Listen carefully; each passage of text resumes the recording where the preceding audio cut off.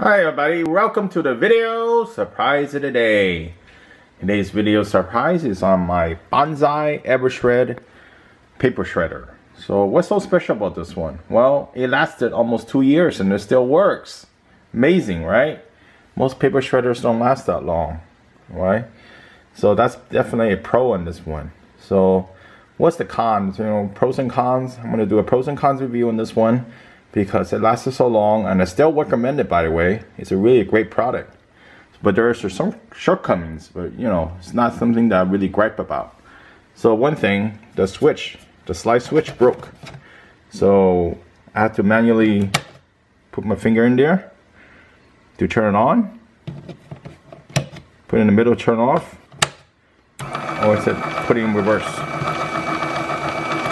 For little information about the people don't know, but this one, it has the overheat feature.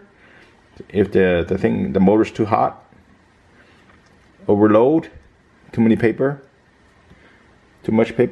and the power button. Okay, something unique about this item, you turn it in the back.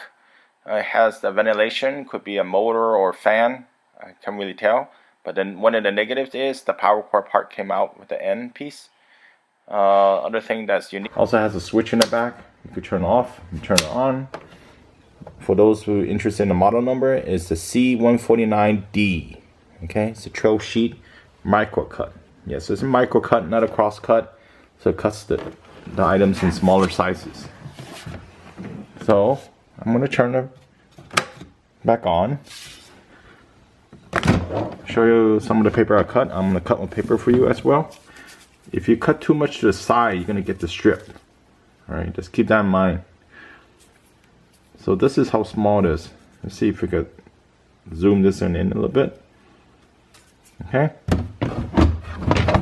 And by the way, it's blinking. That means safety is on.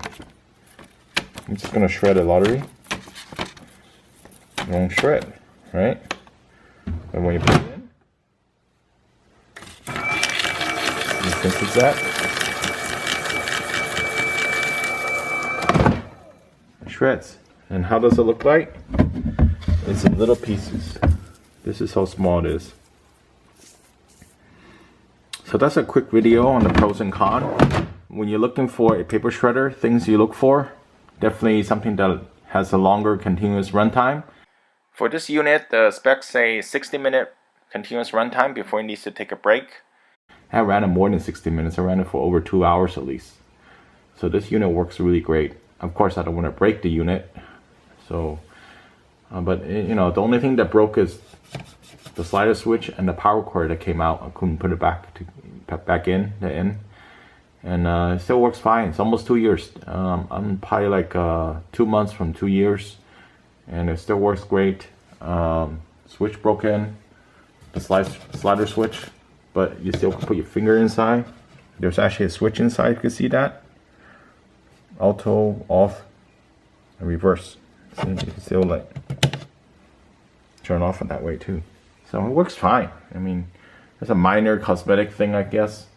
The switch that the slider actually goes is, it pokes it into the switch over here and moves the switch around. But you can actually put your finger in there.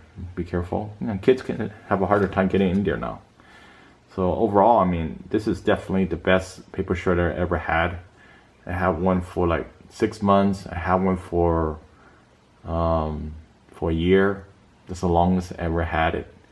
And you know, paper shredders, some of them, the motors aren't strong enough, so they jam. So one of the things to look for.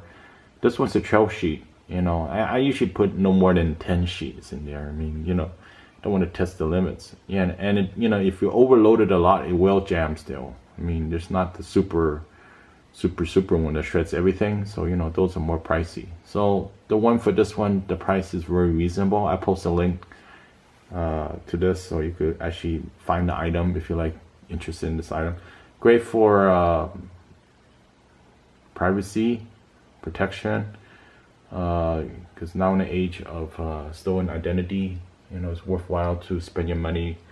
Just spend some money on the paper shredder that really works and protects your data. I do have a lot of paper drop on the floor because I've been playing with it. So, you know, the size of the cut is like this. I mean, is that small enough? I mean, then it's a P4, you know, P4 level. So the levels are P1 to P5 pretty much for the consumer.